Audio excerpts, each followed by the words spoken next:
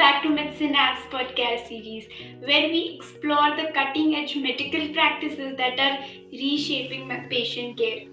Today, we focus on thyroid nodule ablation, an evolving area in interventional radiology that offers a minimally invasive alternative to surgery for managing thyroid nodules. And to help us dive into this topic, we have Dr. Gaurav Gangwani with us, a highly experienced interventional radiologist who is known for offering advanced, patient-friendly procedures that ensure rapid recovery. So, Dr. Gaurav, it is a pleasure to have you and welcome to the show.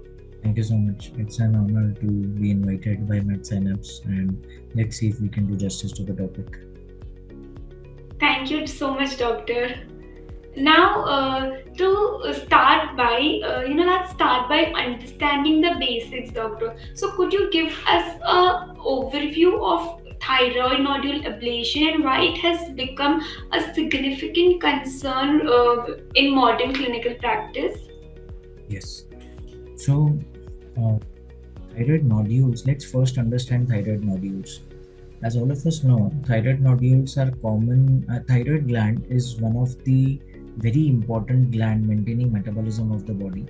It's located anywhere between the Adam's apple and the clavicle or the collarbone, somewhere in the lower neck, as a butterfly-shaped organ.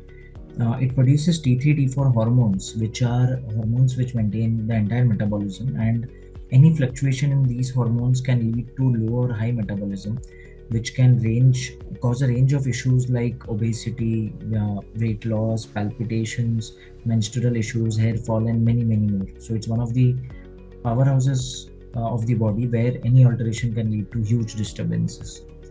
Now, it has become very common for small cells of this gland to start proliferating at a higher rate, not maybe at a cancerous rate, but at a much higher rate than normal, and start to form a lump, which is a problem because the neck is a very confined space. Any lump that starts growing can cause pressure on the adjacent critical structures like the air pipe trachea, the esophagus, the radicular nerve which handles the voice, the brain arteries, which take blood to and fro from the brain, like the carotid arteries or the jugular veins. So, point is, we cannot tolerate any lump that is in the neck which grows beyond a certain small size. And if you see the incidence of thyroid nodules today, demographics say that around 65% population can have thyroid nodules. If you do sonography randomly of 100 people, 65 of them will probably have thyroid nodules. Or if you do cadaver studies, just randomly screen 100 dead bodies, 65 you will find thyroid nodules. Not saying that all of them will grow and manifest into a big sized nodule and need treatment, but that is how common it is. So now coming to why it's a clinical problem today. So one is, yes, as we saw, the incidence is humongous, so a huge amount of population has this. Second, even if it grows a little big, the first problem is cosmesis. It starts appearing as a paramidline lump in the neck, which many people may not accept as an acceptable aesthetic or cosmetic feature, because neck is something which someone that does not, we have had patients who have had to carry a scar for a high turtleneck shirt for decades just to hide their lumps because they did not want a surgery, but of course they cannot walk around with a lump hanging in their neck. So it is not something which may be socially very acceptable. And besides that, of course, that fear is always there that if this grows further, it will start causing trouble and problems by compressing the air pipe or the food pipe, trachea or the esophagus. So all those challenges are there. And the problem is the traditional or conventional method of treating nodules was only one, and that was hemithyroidectomy or total thyroidectomy, which means surgical removal of the thyroid gland or at least half or more than half of the thyroid gland, which many times led to a lot of issues, which we will discuss as we go forward. But point is that world over, there was a strong search for an alternative to surgery. Many minimally invasive alternatives were tried, like robotics or transmural thyroidectomies, where through the lower lip they go and so that it becomes scarless and minimally invasive, but nothing could really solve a problem where it was a moderate sized nodule. That is where this new technology I would say invented by Dr. Huang Baek from South Korea, came into play, where we can now burn these nodules with a needle in a minimally invasive fashion. Okay, the main advantages are no blade or sutures are used, so it's minimally invasive. There's absolutely no scar, so cosmetically completely acceptable. For a decent sized nodule, for almost 95% plus cases, it is as good as surgery, meaning 100% response. And now we have 10-year follow-up data from the same for from many countries coming in, and the complication rate is really negligible. So which we will again delve into further as we go forward. But point is, yes, so that is why it is a huge clinical concern that the more rapidly we adopt this technology, the better patient centric care we will give to our patients. Due to lack of awareness or due to apprehensions, if we shy away from this technology or offering this to our patients, we are actually not offering something which can be a game changer for many of the patients. So this is something that needs to become the standard of care. If not today, very soon when we will have more level 1 data, it will become the standard of care.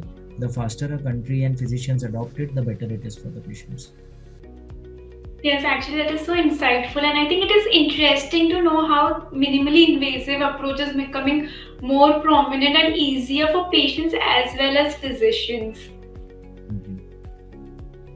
Now, thyroid nodules are quite common. So, but I'd like to understand more about their origins. Like, what are the most common causes of thyroid nodules, and how often do they pose the risk of malignancy? Yeah. So there are many causes of thyroid nodules. Most of them have been understood. Some of them have yet not been understood, where we label it as idiopathic, meaning we do not know why these nodules are occurring. One of the common causes of a nodular goiter or nodule, a lump forming in the thyroid gland, is iodine deficiency, which earlier was very rampant, but now it is restricted more to the hilly areas, some demographic locations where iodine is lacking in the soil or the water because it cannot travel that up. And that's why some areas till date have an endemic of thyroid nodules or goiters. But since the introduction of iodized salt, of course, the rates have gone down. So we do not get many related or iodine deficient related nodules today, at least in most of the areas, because of iodized salt replacing the traditional options of salt usage like Himalayan salt or pink salt. So that is one common cause, deficient iodine, and even demographics prove this. Countries like Japan, where they eat a lot of sea kelp or seaweed, they get much less nodular disease than any other country. So we know that iodine, if it is sufficient in the diet, it helps prevent nodules. The second common cause besides iodine deficiency, because most of the people may say, I have been eating iodized salt all my life, then why is 65% of the population having these nodules? So, second common cause which we have realized today is selenium and zinc deficiency. What we are understanding is even if iodine is sufficient in your diet, for iodine to synthesize thyroxine, it requires many microminerals. Few of them are selenium and zinc. And selenium and zinc occur naturally in the soil. There are not many foodstuffs which have them. So dietary sources are not very rich. So, if the selenium is deficient in the soil, that is one specific mineral besides zinc, a supportive mineral, which can lead to nodule formation.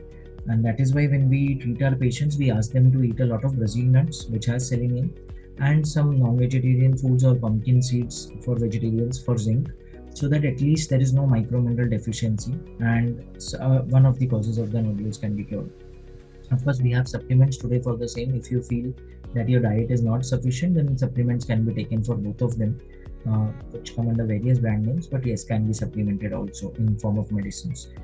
Third, and one of the vital causes of thyroid nodules is something known as autoimmune thyroiditis, where your own body immunity mistakes to identify your thyroid cells as your natural organic cells, mistakes them or takes them to be an enemy in the form of a virus or a bacteria and starts attacking your own thyroid. And now, autoimmune itself has many causes, but if it manifests, it will start causing inflammation of the thyroid cells. And occasionally, there would be off periods where the immunity is low and inflammation stops and the repair starts. So these inflammation and repair alternate cycles leads to formation of nodules known as thyroiditic nodules, and many of them are identified on sonography as white knight nodules because they appear white on ultrasound, hyperechoic. So point is that yes, autoimmune thyroiditis is one of the causes, and autoimmune in itself has many dietary causes as well as low vitamin D correlations. So there are many causes of that as well.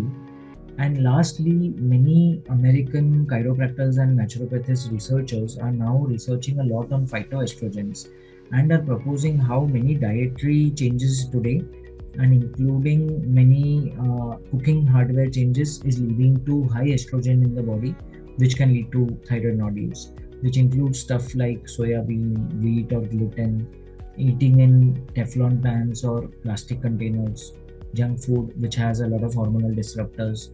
So all these food changes are leading to a lot of hormone disruption and high estrogen levels, estrogen predominant state, which is one of the top four causes of nodules according to them, which of course many research has been cited, even if not very strong. But we have some reasons to think that yes, these lifestyle changes may lead to nodules. So, to my knowledge, these are the main principal four reasons for benign nodules. And of course, malignancy in the form of hereditary tendency or epigenetics leading to malignancy is one more, where a malignant nodule can also form without any of these causes or cancerous nodule. Yes, actually, that is so rightly mentioned, and I feel with the small changes, a lot of things can improvise. Yes. So to answer the second part of your question as to what is the proportion of cancer in these amongst these nodules, luckily it is not very high. So if you take American data, the average the American Thoracic Society, American Thyroid Association (ATA) Society says that it's around 5%.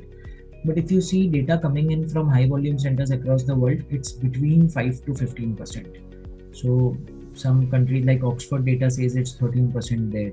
So from data which is amongst almost 7,800 patients. So it's variable, but it's usually between 5 to 15% and not more than that. So good thing is that many of the patients who will have nodules, most of them would be benign and not cancerous. So that is one of the positive things, that of course if someone has a nodule, they don't need to panic. Chances that it would be cancer are low. It's influenced by hereditary, by the radiation exposure that they have had due to their work or other factors, of course due to stress or epigenetic factors including diet. But yes, it's still a low proportion compared to the amount of nodules that we find. Yes, that's really important. Now, ultrasound guided fine needle aspiration has evolved significantly over the years. So, can you elaborate on how it has changed and what advantages it currently offers for diagnosis, especially thyroid nodules? Yes. So, a big problem for decades when it came to thyroid nodules was heterogeneity in the reporting systems. Whenever a patient went with a thyroid nodule to a radiologist, one radiologist would say, okay, this looks like a goiter. The second radiologist would say, oh, I am not sure if it's a goiter, it can still be malignancy. So, better someone take a biopsy of this or do a needle test for the same. And endocrinologists or treating clinicians were really confused that why is there so much of variability. Finally, when the nodules were tested in the form of biopsies or FNACs, we will talk about that now to answer your question. But even there, many pathologists had a lot of discordance when it came to reporting. One pathologist would say this is definitely benign, the other would say, well, I'm not that sure, it still contains some atypical cells, so I think this can still be malignant. And again, endocrinologists were scratching their head because nodules that were labeled benign on surgery were coming out to be malignant. Nodules that were labeled malignant on surgery came out to be benign. So lots and lots of confusion, and clinicians what to do next, even amongst patients. So that is where the society, American Thyroid Association Society came together, sat together and said, even the American College of Radiology and multiple societies came together and said, let's make some uniform classifications. Let's not keep everything variable and subjective based on the experience of the radiologist or the pathologist.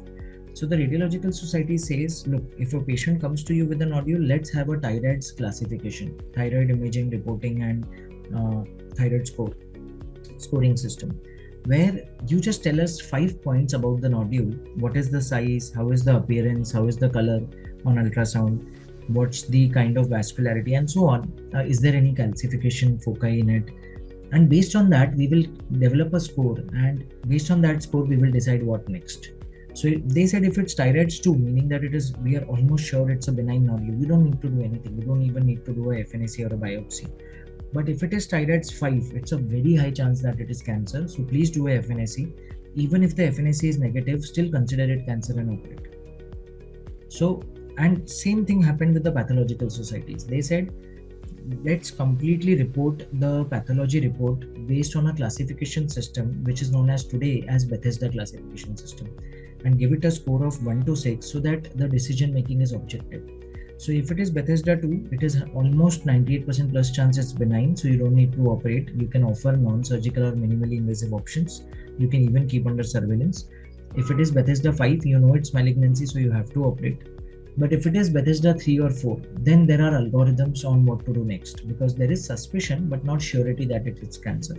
So at least some objectivity came into the reporting. There is, of course, discordance. It's not 100% objective. I mean, a pathologist may call it Bethesda 2 and one may call it 3. That's there. But at least we were at a better level than what we were earlier. Now, most of any organ, if it develops a nodule in the body, we usually like to do biopsies and not FNA. The difference is FNAC is a fine needle test where we just treat the test and get a few drops of cells or blood or liquid, whereas biopsy is a large bore needle test, a percutaneous biopsy, where you go in and you take a good piece, a thread-like piece from the tissue. But in thyroid, it is a very vascular organ. So biopsies can lead to high chances of bleeding or neck hematomas, clots in the neck, which can lead to issues. The clot itself can cause pressure on the airway, on the esophagus, and lead to a lot of problems. So we do not like to do biopsies, and that is where FNAC started being used more and more. Although it is fine needle aspiration, radiologists and intervention radiologists have gotten better in their techniques. I don't remember amongst the last 200 cases where our FNAC was not conclusive. So it's nearly 99% plus effective in terms of diagnostic accuracy. At least the pathologist is able to give us a Bethesda score and what probable diagnosis of the nodule is there. And so yeah, one, the technique has improved. Second, pathologists have improved in their reporting, more homogeneous. They give us a good Bethesda score.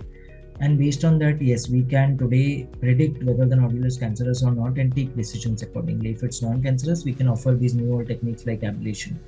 One more thing which FNAC is helping us today is even doing genetic studies on the same sample. So if a FNAC is done and the report says that it is Bethesda 3, meaning it is not 100% benign, but there is a small chance that it can be cancer. So what to do there? So that is the time where the FNAC can be sent for genomic studies, and you can find out if the patient has mutations or not. If no mutation, patient can still be offered these minimally invasive techniques.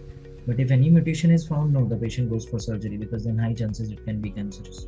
So yeah, so FNAC is helping us big time today by giving us a cytological diagnosis and a objective Bethesda score, but also helping us to get better genomic studies. By giving us genomic studies, gene mutation studies, which can help us take further decisions in a few percentage difficult cases where we are not able to solve it on FNAC alone. Yes, actually, it is so interesting to know how newer technologies are coming, and it is actually helping the physicians and even the pathologists to distinguish between various factors, as you rightly mentioned. Now, interventional radiology offers an excellent alternative to surgery for treating benign nodules, as you mentioned. So, could you explain your role in managing these cases, particularly when surgery might not be necessary? Yes. So, whenever a patient came with a thyroid nodule in the past, the patient was told that, look, there are only two options. One is you keep tolerating the nodule until it causes a major problem, like a major cosmetic concern or pressure on the trachea or the esophagus or the voice nerve, or you undergo a surgery, as we discussed. Either do a half thyroid removal or the complete thyroid removal, known as a hemithyroidectomy or total thyroidectomy. Now, most of the patients did not want a surgery because they are getting rid of the cosmetic lump, but now they will end up with a cosmetic scar on the in the lower neck, so on the neck, which is visible again, which may not be more aesthetically acceptable compared to the lump. In fact, sometimes worse, especially for patients who have a keloid formation tendency or a hypertrophic scar tendency.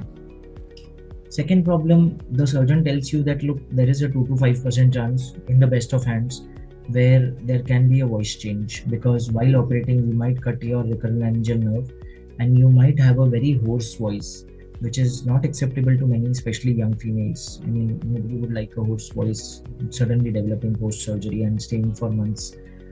There were other issues. One is that many of these patients, even if a half thyroid is removed, 30 to 60% of the patients had to take lifelong medications.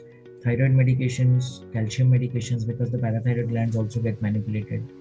It was a sort of a supramajor surgery. So there was a major concern. There was a 6 to 7 hour general anesthesia.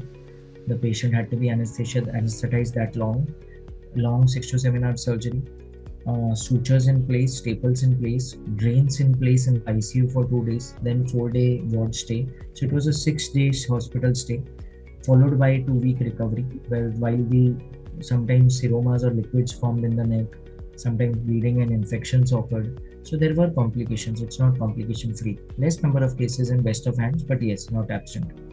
So a solution was sought, and today Dr. Bake's technology or his invention of minimally invasive thyroid nodule ablation has proven to be a very good alternative. No longer do we need to ask these patients to keep tolerating the nodule so that they don't have to undergo the supramajor surgery. Even if it is a small nodule or a moderate sized nodule, today we can just take a needle, which is a special antenna which is connected to a radio frequency or a microwave machine. We can, under sonography guidance, burn the complete nodule step by step fashion, very titrated, very accurate, and without harming any adjacent structures. And there are ways to do it in best of hands, and we can achieve nearly a 100% success with almost a 0% complication risk. So in more than last, I would just let's forget the total number of cases that I've done, but let's just talk about the prospective data that we are collecting. In the last 6 months of more than 110 patients, we have not had a single patient with any major or durable complication. So the amount of the complication risk is practically zero, and our success rate is almost 98% plus for finishing the nodule in 1 or maximum 2 sessions.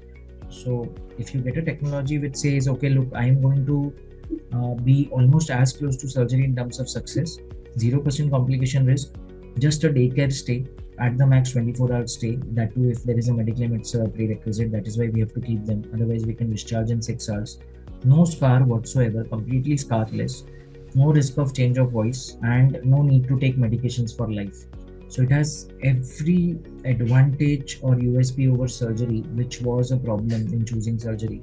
So today we are offering it to many patients with smaller nodules who earlier used to keep observing it until it grew when it needed a surgery. So today we don't need to do that. We can operate it while it's small and get the patient rid of it in few hours.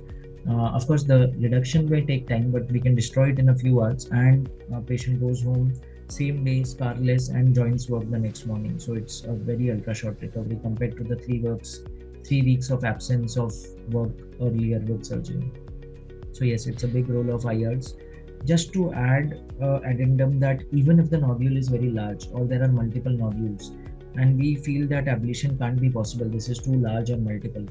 Today we have other technologies like thyroid embolization, where with angiography we can navigate into the blood vessel supplying the thyroid nodule, shut it off with special powdered particles, polyvinyl alcohol particles or embospheres, and treat those too. So we have had success in treating nodules as large as 900 milligrams or 1 gram, 1 kilogram, 1 kg nodules, huge lumps, and we have given complete relief to patients. So yes, intervention radiologist today should be one of the second doctors a patient meets after meeting an endocrinologist and discussing the treatment of the nodules in a minimally invasive, cosmetically acceptable, and least recovery option. Yes, actually, that so sounds such like a game changer over the years that minimally invasive techniques has created. Now, with technological advancements, how do you see advanced imaging methods like elastography or contrast enhance or ultrasound enhancing the diagnosis and management of thyroid nodules? Yes. So let me talk about both of them. So elastography has started giving us a non-invasive method of trying to predict whether this nodule is cancerous or not and how hard it is. Is there any area of this nodule, a sub segment, which is slightly suspicious compared to rest of the nodules? So sometimes if we are about to label a nodule as Thyroid 2, meaning that it is non-cancerous, but the elastography shows us that no, it is a hard nodule and there are suspicious areas in the nodule, we may upgrade it to Thyroid 3 or 4, saying that no, no, don't leave this nodule as expecting it to be benign, it might be cancerous. There have been occasions where two FNACs from a nodule has predicted that it's benign nodule, Bethesda 2, but elastography showed us a small area which was suspicious and harder than the rest of it. We targeted that on FNAC and it came out to be cancerous. So the whole nodule was benign, but a small tiny area amongst that nodule was cancerous, which elastography helped. So yes, again, on its own, it may not have become an independent tool yet, where it can completely predict a nodule to be cancerous or not, but it is helping a lot in upstaging or downstaging a particular suspicious nodule, and also helping in target the correct areas for FNAC. Because sometimes if it's a large nodule, you don't know, you can't be sure that you have, even if the FNAC says benign, that it is benign. You may miss the malignancy because it's only located in one aspect of the nodule. Now, coming to contrast enhanced ultrasound, I believe the biggest role of contrast enhanced ultrasound today is in guiding management, especially ablation. So, when we do ablation and we complete it, we see on 2D sonography that the nodule is completely dead and burnt, and probably we have treated it 100%. But on follow up, we realize, oh, there is a small tiny margin which is not ablated, and this needs a second session now. Contrast enhanced ultrasound helps us see that area. If we finish the first session of ablation, we can use contrast enhanced ultrasound to see, oh, this small margin is still enhancing, and I need to destroy that too, so that patient does not ever need a second session. So it is a game changer for us in improving our technology of ablation and bringing it as close to surgery as possible. So yes, I would say both these tools available in few centers today and few upgraded machines today, but should become the standard of care in the reporting during, before and after ablation both. So it actually helps you, the physicians and the doctors, to get to know the exact nodulation post and pre surgery, I think. Yes, definitely. That is very important. Now every procedure comes with its own set of challenges. We all know that. So what are some of the hurdles you face when performing minimally invasive thyroid nodule ablation, and how do you navigate them? So I would put this into two types of obstacles or challenges. One is the technique based obstacles. So many times the nodules are located very close to critical structures like the recurrent laryngeal nerve, where if you try to burn the whole nodule in one go, you might cause a thermal damage to the recurrent laryngeal nerve and a voice change. And it won't be acceptable to the patient. The patient will say, if I had to take this risk, I would have gotten a surgery. The very fact I'm doing this is to not have this risk. So there the skill set comes into picture, where you have to do a very good hydrodissection. You can actually use saline or a liquid, particular liquid, to make space between the nodule and the recurrent laryngeal nerve, push the nodule much away from the recurrent laryngeal nerve, and then burn it, because the ocean of saline water that you make will not allow the heat to anywhere reach the nerve and will never cause a problem. But for that to happen, the radiologist has to have really good skills for hydrodissection, which may not be everyone's piece of cake, and it may take some learning curve and time to learn that. Besides that, one of the other problems is dealing with slightly moderate to large nodules.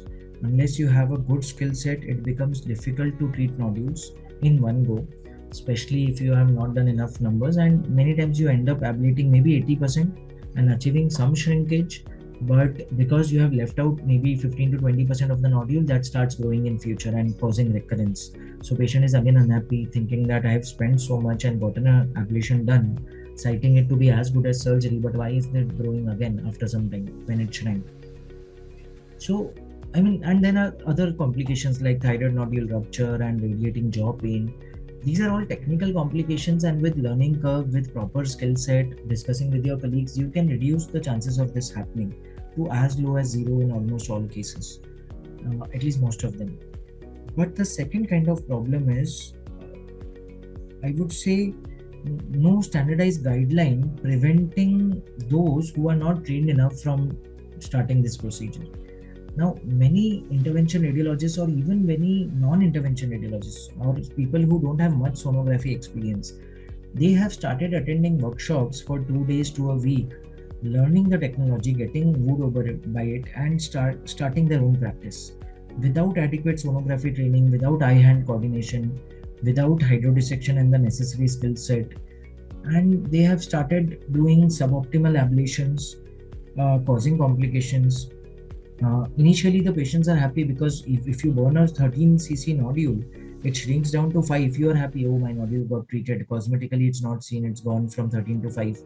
But you wait a year and you realize, oh, it's gone back to 18 cc, which is even more than the baseline. So there you realize that, oh, maybe it was not done in the correct way. So what has happened with laser for varicose vein ablation, the same thing will happen with this technology.